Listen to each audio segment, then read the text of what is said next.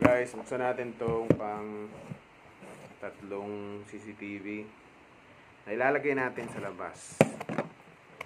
Aakyat na tayo ngayon kasi may nahiram na akong hagdanan and bubuksan natin ito. Ayan siya. So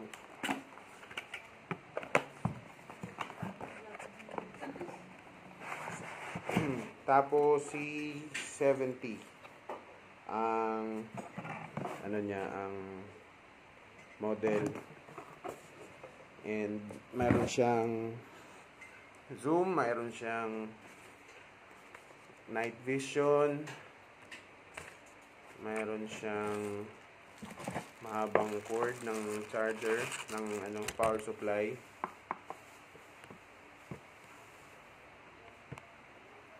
Ito pala yung problema. Hindi ko lang alam paano itong saksakan ito, kung aabot ba siya doon sa saksakan sa loob. Or kailangan pa natin ng extension. Ito yung mounting niya. And ito yung CCTV mismo. So prepare muna natin ito ngayon while nandito tayo sa loob. Kukonect muna natin siya, then lalagyan natin ng USB. So 1,000 pesos ito guys sa Shopee at saka Lazada, pero sa Lazada namin ito nabili. I'm not sure kung meron pa sa Shopee nito na promo or sale. Sa Shopee meron din nakita ko. Yun nga yung in-add ko, diba? Kaso hindi ko lang alam kung meron pa. Pero sa Lazada namin to binili na store. Ang store niya ay TP-Link. So yan yung parang company or provider ng system ng Tapo. And wala akong nakikitang ibang TP-Link na CCTV. Tapo lang talaga. So I think the same company yan nila, TP-Link at saka yung Tapo. Oo, yun nga siguro. Tapos napaka-legit niya guys, kasi tingnan nyo yung niya, yung review niya. For 10,000 plus na mga na-sold nila. Taas ng rating, 4.9, 5. Yung ibang model nasa 4.8, 4.9, 5, ganun lang. Walang mababa yung rating. Ibig sabihin, reliable yung packaging nila and yung product mismo reliable. So, yung existing namin na Tapo na ginagamit, magwa 1 year na siya. And lahat maganda pa, hindi pa siya sira. Maganda yung system niya. O nag-auto-connect siya sa Wi-Fi pag halimbawa nawala ng Wi-Fi or nag-brown out. Walang trouble talaga sa Tapo. Kumbaga once na na-set up mo na siya, hindi ka na magpapaulit-ulit. Not unless siguro i-uninstall mo yung app mo and mag-reinstall ka ulit kasi panibagong i-prepare mo na naman siya. So, yun. Basta i-follow lang mo lang yung yung instruction dito sa manual. Tapos, may night vision siya, pero hindi ko siya ginagamit kasi kung may ilaw naman sa labas, mas maganda na colored na yung yung makukuha. And then may siya, may motion tracker, may detector siya ng tao or anything na gumagalaw. Tapos nasiset mo pa yung alarm, may alarm pa siya. Then ano pa ba? Yun, basta andito natin basahin to. So, yeah, night vision, 30 feet yung niya, yung sensitivity niya. Tapos ang maganda doon, napaka user friendly ng app nila. Two-way audio siya, so ibig sabihin naririnig mo yung naka-capture niya na video, may audio din yung nakasama. Tapos ikaw din naman pag gusto mong kausapin yung kung ano yung halimbawa, may gusto kang nasa malayo ka, tapos may gusto kang sabihin nasa loob ng bahay yung CCTV, maririnig siya. Kasi mayroon siyang mic, yung app mismo, na maririnig dito sa, lalabas dito sa speaker ng CCTV. So yun, pair natin ito ngayon. Nag-pair na ako ng isa nung nakarang araw. Ayun, pair natin itong last. Paabot nga isang phone hand. Yan lang yung gamitin natin. Phone na yan. Di, yan sa'yo. Yung isa.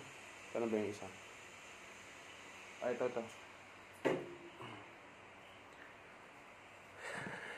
Ayan, so la-light na siya. Turning on. So, open natin yung existing tapo natin. Tapo up. Ayan, tapo up. So, meron na tayo nakalink ditong dalawa. Ayan. Kasi maganda dito guys, magpupunta tayo dito sa camera. Pwede nating mapanood simultaneously yung mga naka-link na CCTV. Ganyan. So, pag dinagdagan natin yan ng isa, tatlo na sila. So, add device tayo. So, add device. Record natin.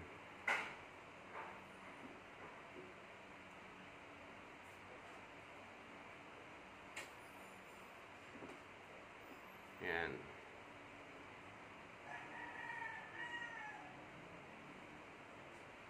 So, ito yung tapo up natin. Dito tayo sa may right hand corner ng screen. Mayroong plus sign dyan. Tap natin. Tapos, click ang add device. Pag click ng add device, i-select, hanapin natin yung, yung model. Ang C70 na model, under siya ng indoor cameras. So, indoor cameras, nandito yung TC70 pala. C70 ako ng C70. TC pala to. O, TC70. So, TC70, tap natin. Tapos, meron siyang dyan. Plug in your tapo device and wait about 30 seconds until the LED blinks red and green. So, yan. Nag-blink na siya ng red and green. Yan. So, click next. Tapos, sabi dito, go to your phone's tablet Wi-Fi settings and join your Tapo device network. So, hanapin natin yung Tapo Cam //. So, punta tayo sa ating internet, Wi-Fi. Hanapin natin yung Tapo camera. Ayan, lumabas na siya sa may Wi-Fi. So, isi-switch lang natin yon kasi existing nakakonect tayo sa ating PLDT na Wi-Fi. So, isi-switch lang. I-click lang natin itong Tapo Cam para ma-pair siya doon sa ating app. So, yan. Na-pair na siya. Na-connect na siya. So, since walang internet, wala talaga siyang internet, punta na tayo dito sa I'm already connected. Yan. So, kailangan ma-pair muna yung device at saka yung app. Ayan, nag-pair na. Ayan. Pair na sila. Tapos, ngayon naman tayo nila i-direct na i-connect doon sa ating Wi-Fi. So, since naka-connect na tayo, i-click lang natin yung next to confirm kung same Wi-Fi pa rin ba yung gagamitin. Ayan. So, connecting tayo sa Wi-Fi. Magsasalita yung CCTV. Connecting to Wi-Fi. Oh, sabi sa inyo, di ba? Connecting to Wi-Fi. So, pag walang problema, kukonect na yan, all set ka na agad. Siguro babaguhin mo na lang yung mga settings, pangalan. Wi-Fi connected. Wi-Fi connected daw. So, hintayin na lang natin na matapos ang pag-connect. So, I think gumagana na yung camera ngayon. Nakikita na tayo sa camera. Tapos, dito, maglagay tayo ng pangalan. So, lagyan natin to ng pangalan. Tapo back. Tapo number 3. Tapo 3 back. So, ilalagay natin to sa likod. Sa likod ng bahay. So, wala siyang pangalan pangalan na natin backyard. Backyard. Ayan. So, backyard. Wala namang backyard dito. So, wala tayong backyard.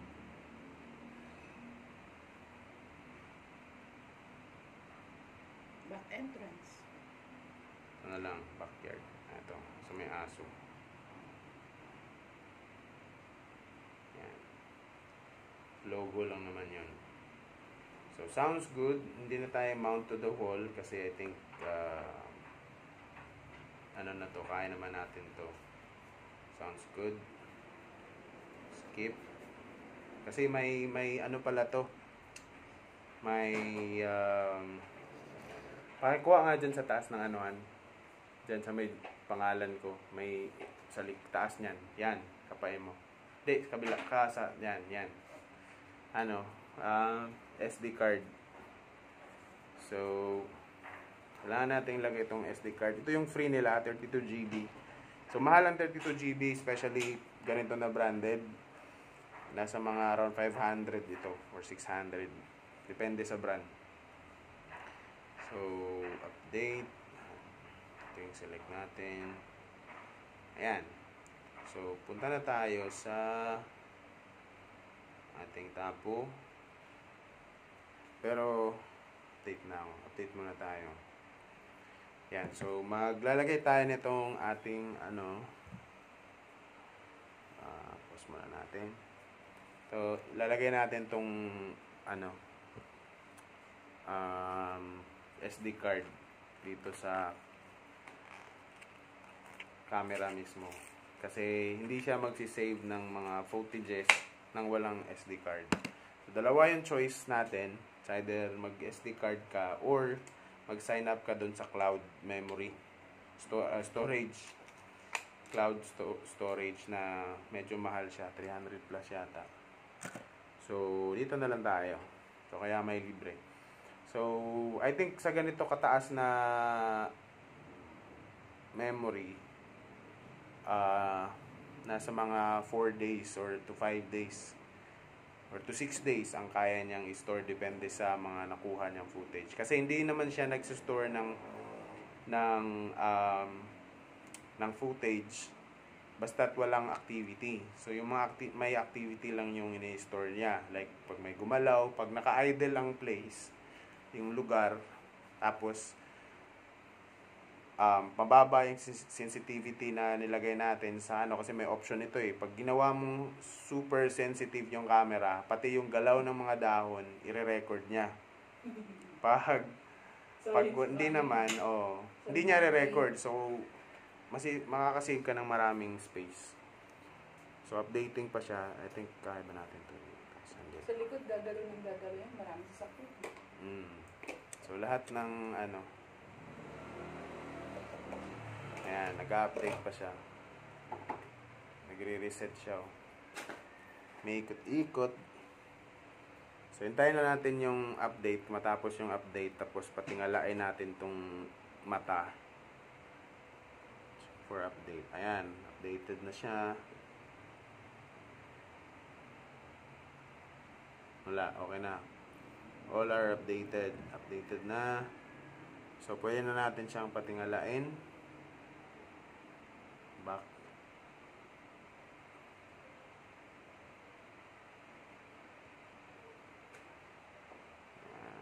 Ayan. So, kita na. Patingalain natin. Para ayan, masilip natin to.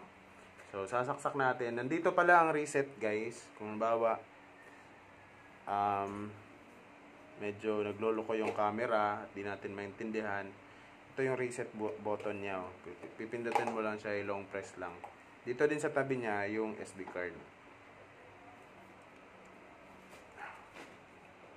Yan. So, yan. So, The SD card is not formatted. It is formatted according to the app guidelines. Okay, format daw natin yung SD card. So, punta tayo sa playback. Tapos, add now.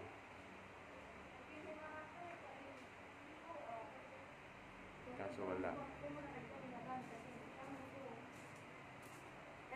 susuka kung paano. So, yan. Initialize natin yung update. Ayan. So, updating pa muna. Lambe ah. Ayan natin. Albor, kung ano yung... Ayan. So, tapos na ma-format yung ating SD. Balik na tayo at tingnan natin kung makakapag-save. Pag-save siya ng video. Kunin natin para natin dito sa atin. Yan. So, for sure na-record na yan. So, yan. So, ready na to. Akyat na lang natin. Siyempre, off natin ito para bunot lang naman to diretso. So, naka-ready na yung i-set up ko doon sa taas. Magbubutas lang and kakabit natin ito. So, yun. Consider nyo na to guys kasi napaka-reliable niyang CCTV at pagpakinabangan talaga siya in terms of security ng inyong mga tahanan. Yan. So, ma-access mo siya kahit saan basta't may internet ka. Then, makakapag-communicate ka doon sa mga tao na nasa bahay. Kikita mo kung anong nangyayari. And, mare-record kung kung may mga hindi inaasahang pangyayari. So, let's go! Install natin to.